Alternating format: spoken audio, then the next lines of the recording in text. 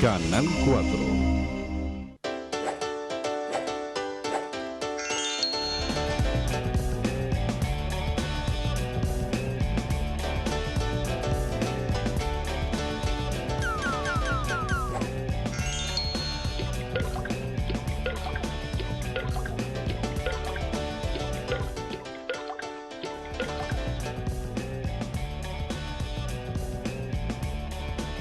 Hola, ¿cómo están? Bienvenidos y bienvenidas nuevamente a este espacio. Gracias a la invitación que nos realiza Radio Coyhaiqueonline.cl a través de todas sus plataformas. El día de hoy vamos a conversar con Tomás Laibe, ex convencional constituyente por el Distrito 27, aquí en la región de Aysén, donde vamos a estar conversando sobre trabajo y educación. Vamos a darle la bienvenida a Tomás, ¿cómo estás? Muy bien, muchas gracias por el espacio. Un gusto estar aquí y poder conversar ya en la recta final de la campaña de los temas de la nueva Constitución. Claro, así es, quedan solo un par de días para estar divulgando esta propuesta de nueva Constitución.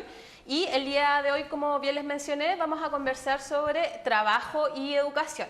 Para comenzar, Tomás, ¿cuáles son las principales diferencias que hay en torno al trabajo entre la actual Constitución y la nueva propuesta que ustedes obviamente estuvieran trabajando?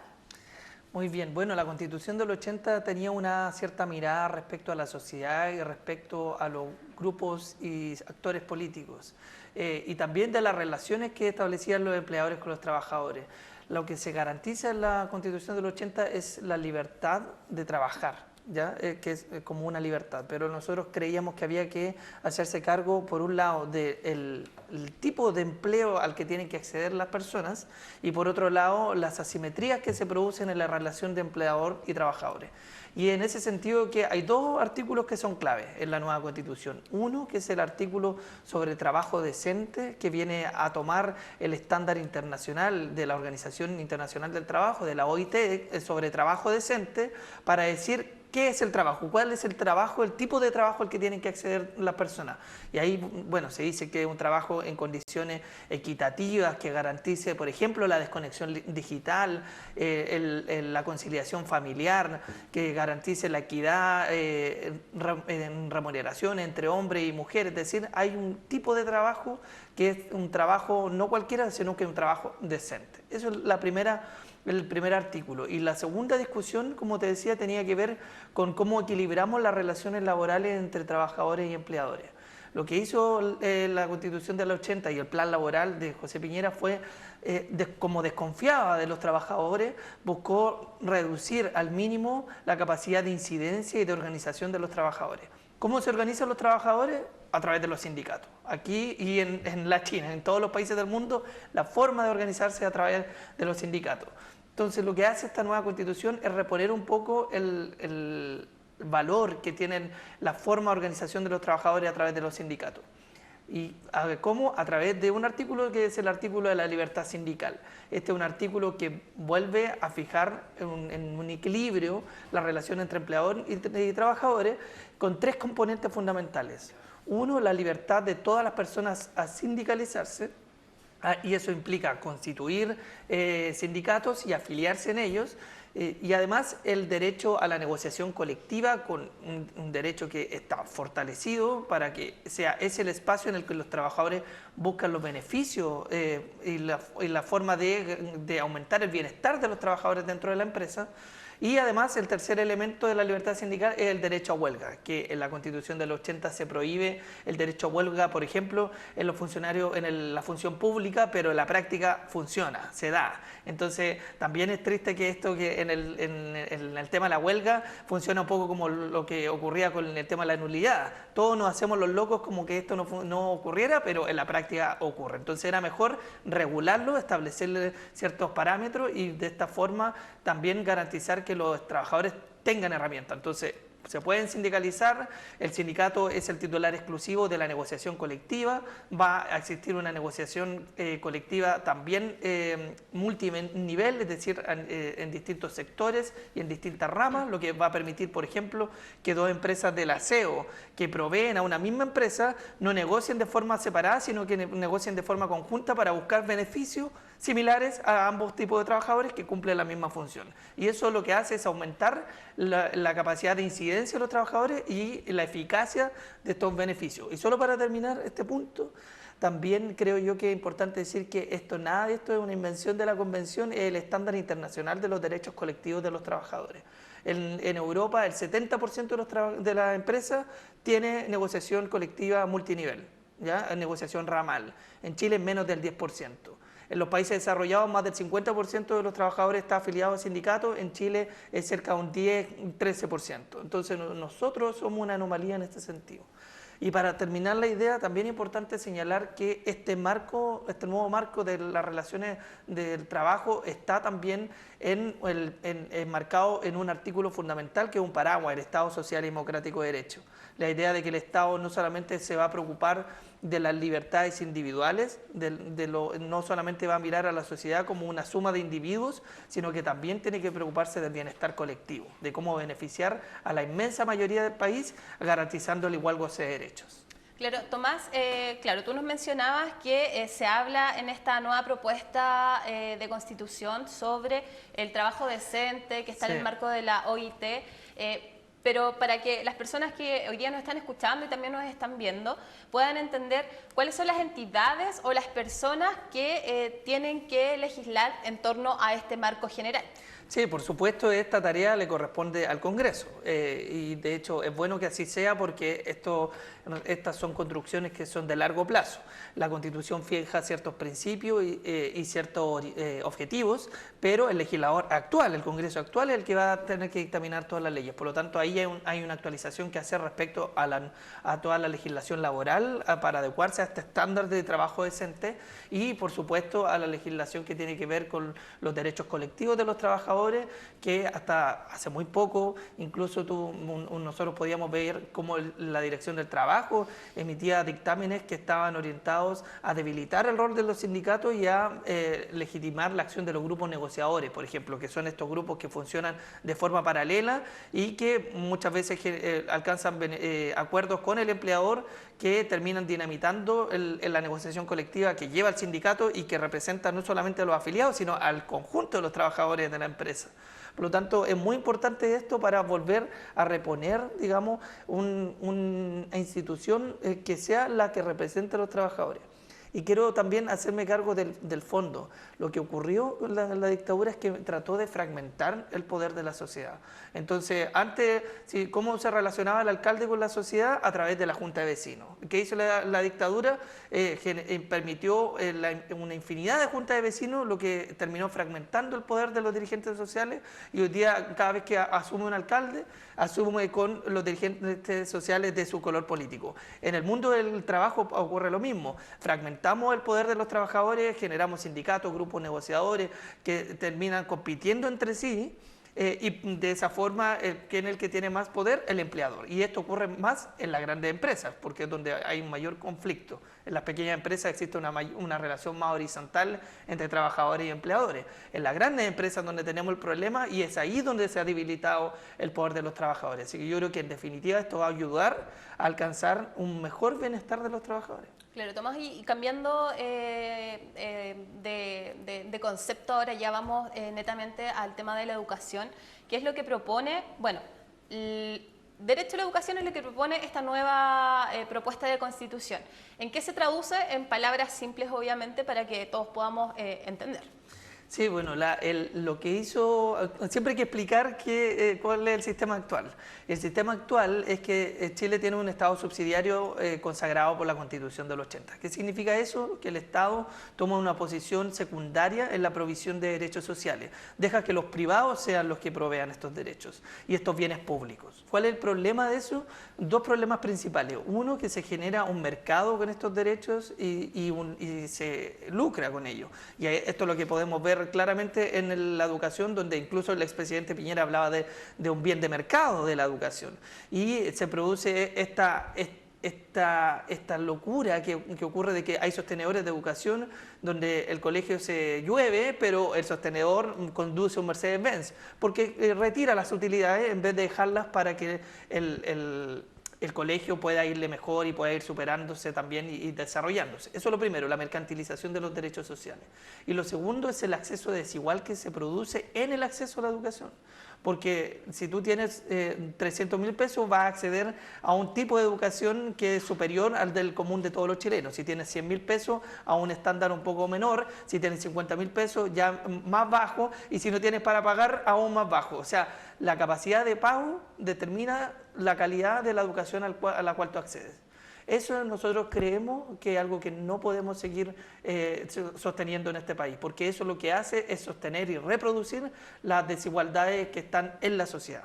El Estado lo que debe hacer es tratar de equiparar la cancha, generar igualdad de oportunidades. Y por eso esta idea de Estado social y democrático de derecho lo que hace es decir, bueno, el Estado en vez de preocuparse de proteger el negocio de los privados, lo que va a preocuparse es garantizar un igual acceso a estos derechos. Entonces, que las personas más ricas y las personas más pobres puedan acceder a un tipo similar de educación. Si yo estoy en Aysén o si estoy en Las Condes, debería acceder a un tipo similar de educación. Y eso, ¿para qué? ¿Cómo se hace? Se garantiza entonces este derecho a la educación y se crea un sistema nacional de educación. La idea de terminar con la fragmentación y generar un solo sistema donde el Estado establezca ciertas condiciones. Este sistema va a ser mixto, por lo tanto va a estar compuesto por instituciones estatales e instituciones privadas reconocidas por el Estado, muy similar a lo que ocurre hoy, pero con una condición: ninguna institución del Sistema Nacional de Educación puede lucrar. Esa es una prohibición que creo yo que es un consenso que hemos ido alcanzando como sociedad en los últimos años.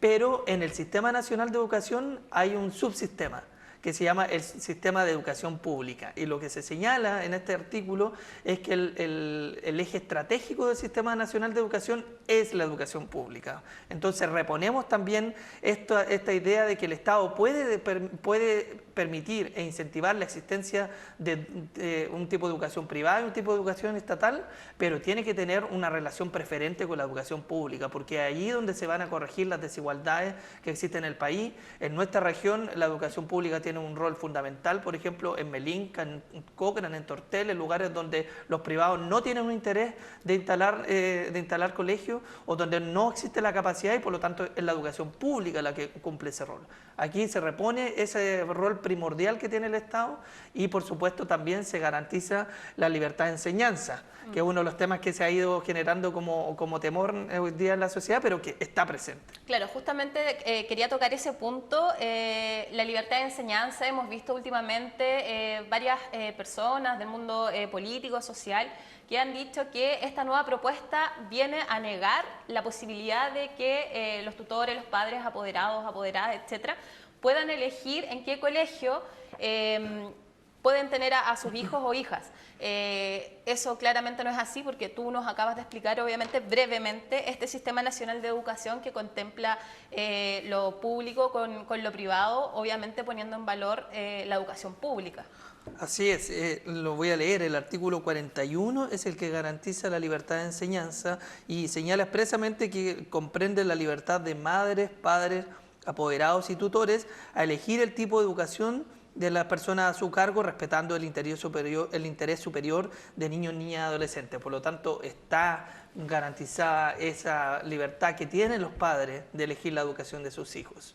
Y por supuesto, también existe una garantía social a la libertad de enseñanza, que es que los privados pueden abrir y cerrar colegios. Y es por eso que hay una norma específica que también señala que el Estado debe financiar a aquellas instituciones creadas por el Estado y aquellas reconocidas por el Estado. O sea, por lo tanto, instituciones privadas que van a recibir financiamiento y por lo tanto existe también la capacidad de privados de instalar y cerrar colegios, además de los padres de elegir la educación de sus hijos. Entonces, esto además es una novedad porque en la Constitución del 80 no existe un reconocimiento explícito de la necesidad de financiar las instituciones privadas de educación. En la Constitución actual, en la nueva Constitución sí se señala expresamente y hay una disposición transitoria que dice la ley tendrá que disponer el financiamiento de ambos tipos de institución. Por lo tanto, esa ha sido lamentablemente una de las mentiras que se ha instalado en esta campaña, pero la gente tiene que estar tranquila que ese reconocimiento está, ese derecho está. Pero además nos hacemos cargo de otras temáticas. Este es un texto que además señala el valor que tienen los docentes en la formación de los niños y adolescentes, que no existe en la Constitución del 80. Tenemos una regulación sobre el sistema de educación superior. Hay un reconocimiento del valor y el aporte de la educación parvularia y la educación inicial y de las trabajadoras de ese tipo de educación que tienen que tener igualdad de condiciones. Hay una mención a la necesidad de la educación sexual integral, de la educación ambiental y de otros tipos de educación que también forman parte de una formación integral de las personas. Entonces, este es un derecho que está mucho más desarrollado y que tiene una visión más integral que la que tuvo la Constitución del 80. Claro, justamente lo que tú mencionas es súper importante porque es necesario que mientras nosotros nos estemos educando, de hecho, desde cuando uno ingresa al jardín, existan varios tipos de educación, como bien tú señalas, la educación sexual integral, la educación ambiental y otros tipos de educación que hoy día en esta nueva propuesta de Constitución se está consagrando. Es decir, que hoy día, quizá, bueno, mañana cuando obviamente se apruebe, se va a empezar a legislar para que todos nosotros seamos personas también educadas de una forma más integral y no solamente como meros receptores del conocimiento. Así es, y es bueno hacer este punto respecto a cómo esto se implementa, porque también hay una disposición transitoria que señala el tiempo que tendrá el presidente para enviar el proyecto de ley respecto al Sistema Nacional de Educación, que es un plazo de 18 meses, un año y medio desde la promulgación de esta nueva Constitución, que esperemos que ocurra a partir del apruebo el 4 de septiembre, son 18 meses, un año y medio, y por lo tanto existe una prioridad para el Congreso, para el Presidente de la República respecto de los temas que se tienen que implementar rápidamente y evidentemente educación, salud, pensiones. La participación. Y bueno, antes de finalizar este espacio, quedan las últimas actividades en Coyhaique, una semana bastante intensa, entonces Tomás obviamente invitar a las personas a sumarse a estas últimas actividades para que si tienen alguna duda, consulta, puedan asistir a esos espacios. Efectivamente, estamos en la recta final de la campaña, estamos optimistas respecto a lo que pueda ocurrir el 4 de septiembre porque creemos que las personas están también esperanzadas de los cambios que puedan ocurrir a partir de esta nueva Constitución y de todas maneras dejarlos invitados e invitadas a las últimas actividades que se vienen esta semana, donde seguiremos realizando conversatorios puerta a puerta, volanteo en distintos puntos de la región para poder conversar con los vecinos y vecinas. El día domingo tenemos la visita de un ex convencional, Daniel Stingo, que estaremos realizando un conversatorio en la sede del Club Baquedano a las 6:30 de la tarde. También haremos un puerta a puerta este mismo día, el día lunes estaremos viajando también a Puerto Aysén, donde vamos a estar en la sede comunitaria de la Villa Patagonia, también realizando un conversatorio y antes de eso el respectivo puerta a puerta para también llegar a los vecinos. Y para qué decir que en Coyhaique, en Puerto Aysén, en Chile Chico y en distintos lugares, el día jueves, que es el último día de la campaña, el jueves 1 de septiembre, se va a realizar una caravana de cierre, donde esperamos sumar a la mayor cantidad de gente posible, con banderas, globos, con un mensaje de esperanza de una convocatoria amplia y multitudinaria que nosotros los patagones creemos en esta nueva Constitución, creemos que va a mejorar la vida de nuestra gente, que va a equiparar la cancha y por lo tanto vamos esperanzados a votar apruebo este 4 de septiembre. Claro, yo voy a sumar una última actividad el día de mañana, sábado 27 de agosto, a partir de las 15 horas en la Plaza Relámpago de Coyhaique, que queda frente al consultorio Alejandro Gutiérrez en Bilbao. no me acuerdo cuál es la calle, pero todos conocen el consultorio Alejandro Gutiérrez, así que nos esperamos con las bicicletas, hay un cronograma, toda la información la pueden encontrar en las redes sociales de Apruebo por Aysén para que se sumen. Ojalá el tiempo mañana esté mejor, según lo que estamos viendo, mañana va a estar nubladito, así que está espectacular para andar en bicicleta y además, obviamente, esta nueva propuesta de la Constitución consagra también derechos como al medio ambiente, a transitar no en bicicleta, la de la movilidad. La movilidad sustentable. Así Entonces, súper importante que también nos hagamos presentes y qué mejor que arriba de una bicicleta que no contamina en lo absoluto. Forma parte igual del derecho a la ciudad y el territorio, de esta mirada respecto a cómo las personas vivimos la ciudad, vivimos nuestros territorios, así que también creo yo que, de nuevo, es apuntar hacia el bienestar colectivo, de cómo mejoramos la vida de nuestra gente y equiparamos la cancha, así que sí. Claro, Tomás, los últimos 30 segunditos para el mensaje final de este programa. Sí, solamente invitar a las personas a que se informen, a que discutan en sus casas, de que accedan a la información fidedigna, que lean el texto de la nueva Constitución. Nosotros se está entregando por parte de la vocería de Aysén. Nosotros igual tenemos, si nos pueden escribir si quisieran un texto, para así tomar una decisión libre e informada. Este 4 de septiembre vamos a tomar quizás la decisión más importante para toda una generación respecto a si aprobamos o rechazamos la nueva Constitución. Ambas opciones son legítimas, el apruebo y el rechazo, pero tienen consecuencias diametralmente distintas. El rechazo significa quedarnos con la Constitución actual y significa mantener estos candados autoritarios que han impedido las transformaciones estructurales de nuestra vida en sociedad. El apruebo, por su parte, implica iniciar, como les decía, un nuevo punto de partida, con estos pilares importantes de Estado social y democrático de derecho, Estado ecológico, la profundización de la democracia, la paridad, el Estado regional y la toma de decisiones de las regiones. Entonces, este 4 de septiembre, el apruebo y la importancia de votar informados, yo creo que es lo que queremos transmitir a las personas en estos últimos días de campaña.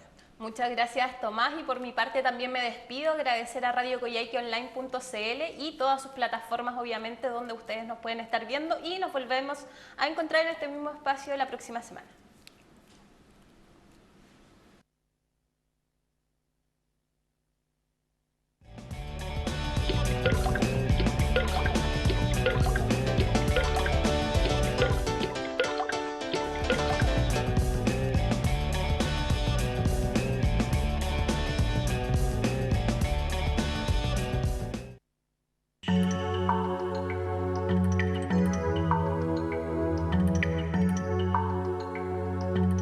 Canal 4. Richard Candia Muñoz